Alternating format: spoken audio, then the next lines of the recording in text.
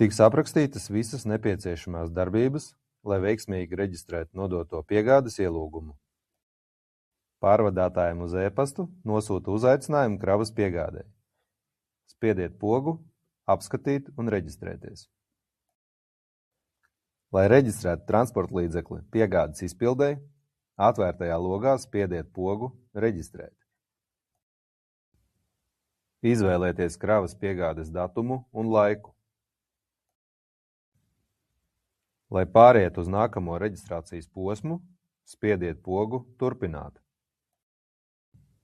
Norādiet transporta līdzekļa reģistrācijas numuru, piekabes numuru, autovadītāja vārdu, uzvārdu un telefonu numuru.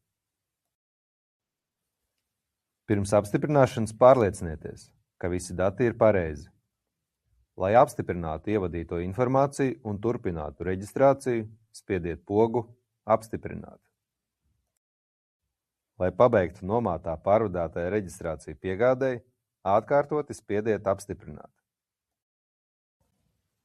Šajā procesā veiksmīgi reģistrējāt nodoto ielūgumu piegādei.